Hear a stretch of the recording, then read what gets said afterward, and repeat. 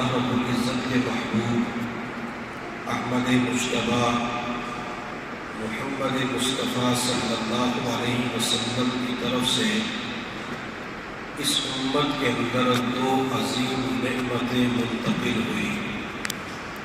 ایک کو تعلیمات نبوی کہتے ہیں اور دوسری نعمت کو کیفیات نبوی کہتے ہیں۔ حضور صلی اللہ علیہ وسلم نے حضرات صحابہ کرام کو جو بتایا، سمجھایا، سکھایا، اسے تعلیمات نبوی کہا جاتا ہے۔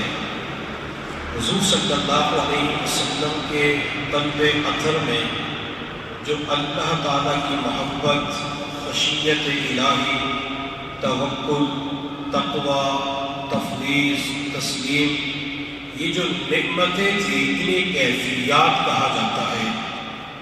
حضرات صحابہ کرام نے حضور صلی اللہ علیہ وسلم سے جہاں تعلیمات کو حاصل کیا وہاں کیفیات کو بھی حاصل کیا، اور حضرات صحابہ کرام حضور صلی اللہ علیہ وسلم سے کیفیات کو حاصل کر کے اپنی کیفیات کے بارے میں ہمیں فکر مند نظر آتے ہیں۔ حضرت حنظلہ رضی اللہ تعالیٰ عنہ ایک مرتبہ اپنے گھر سے باہر تشریف لائے اور یہ کہنا شروع کر دیا، نافق حنظلہ، نافق حنظلہ، حنظلہ منافق ہو گیا۔ حالانکہ کوئی صحابی منافق نہیں ہو سکتا۔ سیدنا ابو بکر صدیق رضی اللہ تعالیٰ عنہ کا وہاں سے گزر ہوا تو پوچھا حنظلہ کیسے منافق ہو گئے؟ حضرت حنظلہ رضی اللہ تعالیٰ عنہ نے جواب دیا، ابو بکر جب حضور صلی اللہ علیہ وسلم کی مجلس کے اندر بیٹھتے ہیں تو اس وقت کیفیت کچھ اور ہوتی ہے، توجہ، دھیان، فکر آخرت کی طرف چلا جاتا ہے، لیکن جو ہی بچوں کی طرف، گھر کی طرف، بیوی کی طرف آتے ہیں تو دنیا داری کے اندر مشغول ہو جاتے ہیں۔ لگتا یہ ہے کہ حنظلہ منافق ہو گیا۔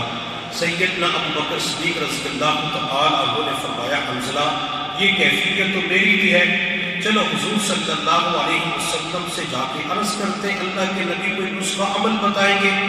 چنانچہ یہ دونوں حضرات حضور صلی اللہ علیہ وسلم کی خدمت میں حاضر ہوئے، اپنی کیفیت کو بیان کیا تو حضور صلی اللہ علیہ وسلم نے ارشاد فرمایا، حنظلہ تمہاری جو کیفیت میری مجلس کے اندر ہوتی ہے، اگر یہ کیفیت تمہاری گھروں کے اندر ہونا شروع ہو جائے تو فرشتے تم سے بستروں کے اوپر مصافحہ کرنا شروع کر دیں۔ اب صحابہ کرام اپنی قلبی کیفیت کے بارے میں غمگین اور فکر مند نظر آتے ہیں۔ ایک مرتبہ حضور صلی اللہ علیہ وسلم نے حضرت حارثہ بن نعمان رضی اللہ تعالی عنہ سے فرمایا، کیف اصبحت یا حارثہ، حارثہ تو نے صبح کیسے کی ہے؟ تو حضرت حارثہ بن نعمان رضی اللہ تعالی عنہ نے جواب دیا، اصبحت مؤمنا حقا یا رسول اللہ، میں نے پکے مؤمن ہونے کی حالت میں صبح کی ہے۔ حضور صلی اللہ علیہ وسلم نے ارشاد فرمایا، حارثہ ہر چیز کی ایک علامت ہوتی ہے، تیرے پکے مؤمن ہونے کی علامت کیا ہے؟ حضرت حارثہ بن نعمان رضی اللہ تعالی عنہ نے جواب دیا، یا رسول اللہ صلی اللہ علیہ وسلم، میرے دل کی کیفیت یہ ہے کہ گویا کہ میں اللہ رب العزت کے سامنے ہوں، میزان کا ترازو لگ چکا ہے، کچھ لوگ جنت کی طرف جا رہے ہیں اور کچھ لوگ جہنم کی طرف جا رہے ہیں، یہ ہر وقت میری کیفیت ہوتی ہے۔ تو حضور صلی اللہ علیہ وسلم نے ارشاد فرمایا، حارثہ تو نے حقیقت کو سمجھ لیا، اس کے اوپر پکا رہنا۔ اب حضرات صحابہ کرام ان کیفیات کو اللہ کے نبی سے حاصل کیا کرتے تھے۔ آج کے دور میں سالکین اپنی کیفیات کی وجہ سے پریشان ہوتے ہیں۔ سالکین کہتے ہیں کہ معمولات کے اندر ہمیں کیفیات نصیب نہیں ہوتی، یا بعض مرتبہ سالکین کا ایک شکوہ ہوتا ہے کہ اعمال کرنے کو دل نہیں کرتا، تلاوت کرنے کو جی نہیں چاہتا، تسبیحات پڑھنے کو جی نہیں چاہتا، مراقبہ کرنے کو جی نہیں چاہتا، یا اگر اعمال کر لیتے ہیں، کئی گھنٹے کا مراقبہ ہو جاتا ہے، کئی پاروں کی تلاوت ہو جاتی ہے، تو جو کیفیات ہم اپنے اکابرین مشائخ اسلاف کے بارے میں پڑھتے ہیں تو وہ کیفیات ہمیں نصیب نہیں ہوتی۔ تو آخر وجہ کیا ہے کہ ہمارے پاس وہ کیفیات نہیں ہے، یا اعمال کے اندر رغبت اور شوق نہیں ہے، یا بیعت ہونے کے بعد جو کیفیات تھی اب وہ کیفیات ختم ہو چکی ہے، تو اس کی وجہ کیا ہے؟ حضرت مولانا رشید احمد گنگوہی رحمۃ اللہ علیہ کے پاس ایک شخص آیا اور اس نے آ کے یہی شکوہ کیا، اپنی شکایت بیان کی اور اپنا مرض بیان کیا کہ حضرت وہ کیفیات نہیں ہے۔ تو حضرت مولانا رشید احمد گنگوہی رحمۃ اللہ علیہ نے فرمایا کہ کیفیات کے سلب ہونے کی 3 وجوہات ہوتی ہیں۔ جب بھی سالک کی کیفیات ختم ہو جاتی ہے تو 3 وجوہات کی بنا پہ کیفیات چھین لی جاتی ہے۔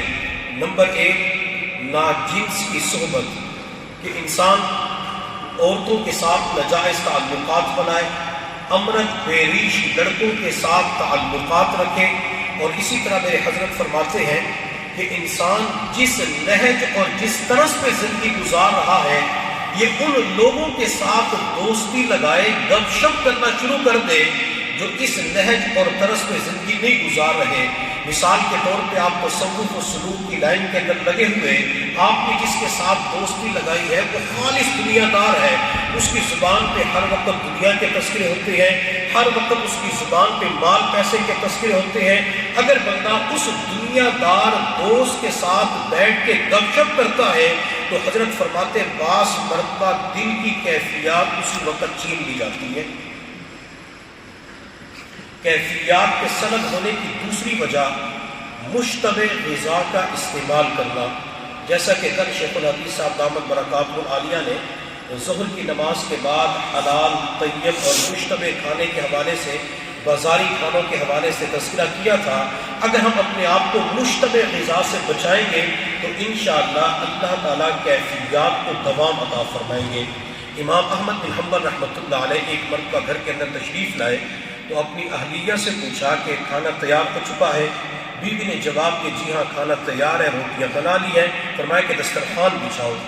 اہلیہ نے جو ہی دسترخوان بچھایا، امام احمد بن حنبل رحمۃ اللہ علیہ کے سامنے جب روٹی آئی، آپ کی نظر روٹی پہ پڑی تو آپ نے فرمایا کہ روٹی آپ نے خود بنائی ہے؟ اہلیہ نے جواب دیا جی ہاں روٹی میں نے خود بنائی ہے، گھر کا آٹا تھا، البتہ پیڑے کو خشک آٹا لگانے کے لیے میں نے آپ کے بیٹے کے گھر سے منگوایا ہے۔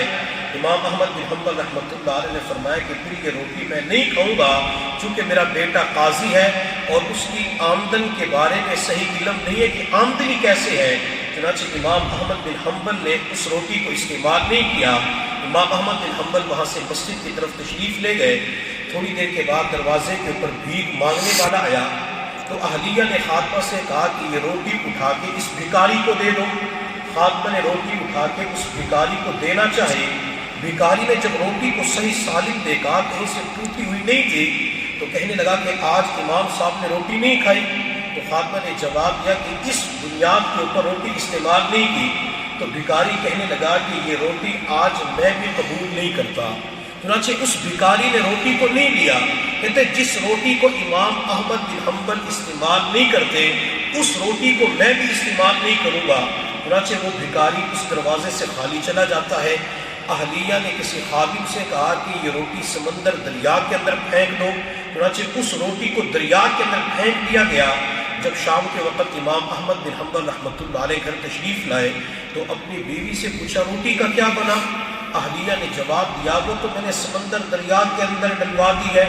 امام احمد بن حنبل رحمۃ اللہ علیہ نے فرمایا کہ آج کے بعد امام احمد بن حنبل کے گھر کے اندر مچھلی کا سالن نہیں بنے گا۔ پھر امام احمد بن حنبل نے مچھلیاں پکڑنے والے مچھیروں کو بلایا اور ان مچھیروں کو بلا کے پوچھا کہ جب مچھلی انڈے دیتی ہے، بچے ہو جاتی ہے، تو کتنے سال تک وہ مچھلی کا بچہ پانی کے اندر زندہ رہتا ہے؟ تو مچھلیاں پکڑنے والے مچھیروں نے جواب دیا کہ 10 سال 12 سال تک زندہ رہتا ہے۔ امام احمد بن حنبل رحمۃ اللہ علیہ نے فرمایا کہ میں 10-12 سال تک فلان دریا سمندر کی مچھلی استعمال نہیں کروں گا۔ اس روٹی کے اندر صرف شبہ پایا جاتا تھا، اس شبہ کی وجہ سے جہاں روٹی کو ترک کر دیا وہاں پہ مچھلی کھانا بھی ترک کر دیا۔ تو اگر انسان حرام غذا اور مشتبہ چیزوں کو چھوڑ دیتا ہے، اللہ تعالیٰ کیفیات کو دوام عطا فرماتے ہیں۔ کیفیات کے سلب ہونے کی تیسری وجہ معصیت کا ارتکاب کرنا، گناہوں کا مرتکب ہو جانا. جب بھی انسان چھوٹا یا بڑا گناہ کرتا ہے اللہ کیفیات کو فوراً سلب فرما لیتے ہیں. خواجہ ابو الحسن خرقانی رحمۃ اللہ علیہ ہمارے سلسلہ عالیہ نقشبندیہ کے ایک بزرگ گزرے ہیں. وہ فرماتے ہیں کہ میں نے جب بھی اللہ تعالیٰ کی نافرمانی کی، جب بھی مجھ سے گناہ سرزد ہوا تو میں نے اس کا اثر اپنے گھر والوں پہ دیکھا کہ گھر والوں نے میری اطاعت کرنے سے انکار کر دیا. میں نے اس کا اثر اپنی سواری کے جانور پہ دیکھا کہ سواری کے جانور نے اٹھانے سے انکار کر دیا. حتیٰ کہ اس گناہ کا اثر میں نے اپنی زبان پہ دیکھا. جب بھی مجھ سے کوئی گناہ سرزد ہوتا تھا میں زبان سے کچھ بولنا چاہتا تھا، الفاظ کچھ اور نکل جاتے تھے. بنی اسرائیل کا ایک عالم تھا جس سے گناہ سرزد ہو گیا. اس نے چند دنوں کے بعد اللہ رب العزت کی بارگاہ میں عرض کیا، اللہ ہر گناہ کے اوپر پکڑ آتی ہے لیکن میں نے گناہ کیا، آپ کی پکڑ نہیں آئی، وجہ کیا ہے؟ اللہ رب العزت نے دل میں الہام فرمایا کہ میرے بندے جب تو نے پہلی مرتبہ گناہ کیا تھا میں نے تجھے اسی دن پکڑ لیا تھا. اللہ میں نے گناہ کیا، نافرمانی کی، آپ نے مجھے پکڑا، مجھے پتہ بھی نہیں چلا، آپ نے کیسے مجھے پکڑا؟ تو اللہ رب العزت نے دل کے اندر الہام فرمایا، میرے بندے جب تو نے پہلی مرتبہ وہ گناہ کیا تو میں نے اس گناہ کے بعد تجھے عبادات کی لذت سے محروم کر دیا. جب اس عالم نے اپنی زندگی کے اوپر غور کیا تب اسے احساس ہوا، پتہ چلا کہ جب میں نے پہلی مرتبہ اللہ رب العزت کی نافرمانی کی تو اس نافرمانی کے بعد جو تلاوت کے اندر، تسبیحات کے اندر، عبادت کے اندر ایک لذت تھی، ایک مزہ تھا، اللہ تعالیٰ نے اس لذت سے مجھے محروم کر دیا. اس لیے میرے حضرت فرماتے ہیں جب بھی انسان سے گناہ ہوتا ہے تو اللہ تعالیٰ سب سے پہلے انسان کو روٹی سے محروم نہیں کرتے، اللہ تعالیٰ سورج کی شعاؤں سے محروم نہیں کرتے، اللہ چاند کی چاندنی سے محروم نہیں کرتے، یہ صبح کے ناشتے، دوپہر اور شام کے کھانے سے محروم نہیں کرتے، بلکہ اللہ تعالیٰ سب سے پہلے لذات سے محروم کر دیتے ہیں. عبادت کی لذت چھین لی جاتی ہے، مراقبے کی لذت چھین لی جاتی ہے، استغفار درود شریف کی لذت چھین لی جاتی ہے. یہ جو بعض مرتبہ انسان کئی گھنٹے کا مراقبہ کرتا ہے، نوافل پڑھتا ہے، کئی پارے تلاوت کر لیتا ہے، لیکن پھر بھی انسان کو مزہ نہیں آتا، مٹھاس نہیں ملتی، لذت نہیں ملتی، تو اس کی ایک وجہ اللہ رب العزت کی نافرمانی ہوتی ہے. تو کیفیات کے سلب ہونے کی 3 وجوہات ہیں. نمبر 1 ناجنس کی صحبت، نمبر 2 مشتبہ غذا کا استعمال کرنا، اور نمبر 3 گناہوں کا ارتکاب کرنا. اگر کسی بندے کی کیفیات سلب ہو چکی ہے، اعمال کرنے کو دل نہیں کرتا، تلاوت کرنے کو جی نہیں چاہتا، تو یہ بندہ کیا کرے؟ تصوف و سلوک کی زبان کے اندر اسے قبض کی کیفیت کہا جاتا ہے. جب بھی کسی سالی کے اوپر قبض کی کیفیت ہوتی ہے تو اعمال کرنے کو جی نہیں چاہتا. تو قبض کی کیفیت کو دور کرنے کے لیے 2 طریقے ہیں. نمبر 1 انسان استغفار کی کثرت کرے، زیادہ سے زیادہ استغفار پڑھے، کم از کم 500 مرتبہ استغفار کا اہتمام کرے تو اللہ تعالیٰ کثرت استغفار کی برکت سے دل کے اوپر جو گناہوں کی ظلمت، میل کچیل ہوتی ہے اسے ختم فرما دیتی ہے. قبض کی کیفیت کو دور کرنے کے لیے دوسرا طریقہ ہے اپنے شیخ سے رابطہ کرنا، اپنے شیخ کو اپنی کیفیات سے آگاہ کرنا، اپنے شیخ کو اپنے معمولات بتانا، اور پھر اپنے شیخ سے توجہات کو حاصل کرنا. جب انسان اپنے شیخ کو تمام تر چیزیں بتا دیتا ہے پھر شیخ اپنے مرید کو توجہات دیتے ہیں تو اللہ تعالیٰ قبض کی کیفیت کو دور فرما دیتے ہیں. حضرت مولانا مفتی کفایت اللہ دہلوی رحمۃ اللہ علیہ فرماتے ہیں کہ ایک مرتبہ میری کیفیت ایسی ہوئی کہ اعمال کرنے کو جی نہیں چاہتا تھا، نہ نماز پڑھنے کو دل کرتا تھا، نہ تلاوت کرنے کو دل کرتا تھا، اور جی چاہتا تھا کہ مر جاؤں یا کسی کنویں کے اندر چھلانگ لگا کے اپنے آپ کو ختم کر دوں. فرماتے یہ کیفیت میری بن چکی تھی، خودکشی کا دھیان آتا تھا. فرماتے ہیں کہ میں ایک مرتبہ حضرت مولانا خلیل الرحمان سہارنپوری رحمۃ اللہ علیہ کی مجلس میں گیا اور میں نے جا کے حضرت کو بتایا کہ حضرت میری کیفیت یہ بن چکی ہے، مرنے کو جی چاہتا ہے، اس زندگی سے موت اچھی لگتی ہے، میں کیا کروں؟ حضرت مولانا خلیل الرحمان سہارنپوری رحمۃ اللہ علیہ نے فرمایا کہ مولانا رات کو تہجد کے وقت جس جگہ بیٹھ کے میں ذکر کرتا ہوں، نفی اس بات کا سبق کرتا ہوں، آپ میرے پاس آ کے بیٹھ جانا اور ذکر کرنا، آپ کی کیفیت ٹھیک ہو جائے گی. حضرت مولانا مفتی کفایت اللہ دہلوی رحمۃ اللہ علیہ فرماتے ہیں میں تہجد کے وقت حضرت کے قریب جا کے بیٹھ گیا، ذکر کرنا شروع کر دیا۔ حضرت بھی لا الہ الا اللہ کی ضربیں لگا رہے تھے۔ اس ذکر کا اثر مجھے اپنے دل کے اوپر محسوس ہو رہا تھا کہ جیسے کوئی چیز میرے دل کے اندر داخل ہو رہی ہے، میرے دل کو نچوڑ رہی ہے اور میرے دل سے کالے رنگ کی کوئی چیز نکل رہی ہے۔ فرماتے جب صبح کا وقت ہوا تو مجھے اپنی طبیعت کے اندر روحانی اعتبار سے افاقہ محسوس ہوا، تو میں نے حضرت کی خدمت کے اندر عرض کیا کہ حضرت طبیعت کچھ بہتر ہو چکی ہے۔ تو حضرت نے فرمایا مولانا جب آپ دوبارہ میرے پاس آؤ تو پورا ایک دن لے کے آنا۔ مفتی کفایت اللہ دہلوی رحمۃ اللہ علیہ فرماتے میں نے سہارنپور سے تھانہ بمن جانا تھا، وہاں سے میں واپسی کے اوپر 2 دن لے کے آیا۔ تو جب میں حضرت کی خدمت کے اندر حاضر ہوا تو حضرت نے فرمایا تہجد کے وقت میرے قریب آ کے بیٹھ ذکر کر لینا۔ مفتی صاحب فرماتے ہیں کہ رات کے وقت تہجد کے وقت میں حضرت کے قریب بیٹھ گیا۔ حضرت نے الا اللہ کی ضربیں لگاتے ہوئے مجھے توجہات دینا شروع کر دی۔ مجھے اس وقت یوں محسوس ہو رہا تھا کہ جیسے سفید رنگ کی کوئی چیز میرے دل کے اندر داخل ہو رہی ہے۔ حتیٰ کہ جب حضرت نے اپنا ذکر مراقبہ سبق مکمل کیا تو میں نے حضرت کیا اب تو یوں لگتا ہے کہ جیسے دل کے اوپر کچھ بھی باقی نہیں رہا۔ تو حضرت مولانا خلیل الرحمن سہارنپوری رحمۃ اللہ علیہ نے فرمایا توجہات کی برکت سے اللہ تعالیٰ نے آپ کے دل کو صاف کر دیا ہے۔ تو بعض مرتبہ شیخ کی جو توجہات ہوتی ہیں وہ بندے کے دل کو صاف کر دیتی ہیں۔ تو جب بھی ایسی کیفیت ہو جائے استغفار کی کثرت کریں اور اپنے شیخ سے رابطہ کر کے اپنی ساری کیفیت بتائیں۔ بعض مرتبہ نفس و شیطان کہتے ہیں کہ اچھی کیفیات تو بتانی چاہیے، لیکن یہ جو بعض مرتبہ گناہوں کے خیالات اور وساوس آتے ہیں تو یہ کیفیات شیخ کو نہیں بتانی چاہیے۔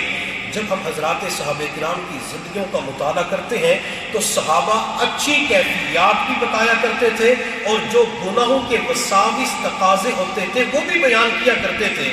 ایک صحابی رضی اللہ تعالی عنہ نبی علیہ السلام کی خدمت میں حاضر ہوئے اور عرض کہ اللہ کے نبی مجھے زنا کی اجازت دیجیے، مجھے بدکاری کی اجازت دیجیے۔ تو آپ علیہ السلام نے فرمایا بیٹا تو نے کیا کہا؟ اللہ کے نبی میں اپنی جنسی خواہشات پہ قابو نہیں پا سکتا، آپ مجھے بدکاری کی اجازت دیجیے۔ تو محبوب صلی اللہ علیہ وسلم نے اس نوجوان کی اصلاح کرتے ہوئے فرمایا بیٹا کیا تو اس بات کو پسند کرتا ہے کہ کوئی بندہ تیری بہن کے ساتھ یہ غلط حرکت کر لے، بیٹی کے ساتھ، ماں کے ساتھ، ہونے والی بیوی کے ساتھ یہ حرکت کر لے؟ اللہ کے نبی میں تو برداشت نہیں کرتا۔ تو محبوب صلی اللہ علیہ وسلم نے فرمایا بیٹا تو جس عورت کے پاس جائے گا آخر وہ بھی تو کسی کی بہن ہوگی، بیٹی ہوگی، ماں ہوگی، بیوی ہوگی۔ جب تو پسند نہیں کرتا تو اس عورت کے رشتہ دار کہاں پسند کر سکتے ہیں؟ نوجوان نے عرض کہ اللہ کے نبی دعا کر دیجئے۔ تو میرے محبوب صلی اللہ علیہ وسلم نے اپنا دایاں ہاتھ اس نوجوان کے سینے پہ یوں مارا اور آپ علیہ السلام نے اس نوجوان کو 3 دعائیں دی۔ اللہ اس نوجوان کے گناہوں کو معاف فرما، اللہ اس کے دل کو صاف فرما، اللہ اس کی شرمگاہ کی حفاظت فرما۔ میرے پیغمبر صلی اللہ علیہ وسلم نے ایک تو سینہ اس کے ہاتھ سینے پہ رکھا۔ یہ نوجوان بڑھاپے کی عمر میں کہا کرتے تھے لوگوں اللہ کی قسم جس دن اللہ کے نبی نے میرے سینے کے اوپر ہاتھ رکھا میں اس دن سے لے کر آج تک نبوت کے ہاتھوں کی ٹھنڈک سینے میں محسوس کر رہا ہوں۔ اور دوسرا فائدہ یہ ہوا کہ مجھے سب سے زیادہ اپنی زندگی کے اندر بدکاری کے گناہ سے نفرت تھی۔ اب یہ صحابی جو غلط خیالات تھے وہ اللہ کے نبی کو بتاتے ہوئے نظر آتے ہیں، تو ہمیں چاہیے کہ ہم بھی اپنی تمام تر کیفیات اپنے شیخ کو ضرور بتائیں، وہ توجہات دیں گے، دعا کریں گے تو انشاءاللہ اللہ تعالیٰ کیفیات کو درست فرما دیں گے۔ اللہ رب العزت کی بارگاہ میں دعا ہے کہ اللہ تعالیٰ ہمیں نیک اور اچھی کیفیات نصیب فرمائے اور اللہ تعالیٰ اچھی کیفیات کو دوام عطا فرمائے۔ وآخر دعوانا ان الحمد للہ رب العالمین۔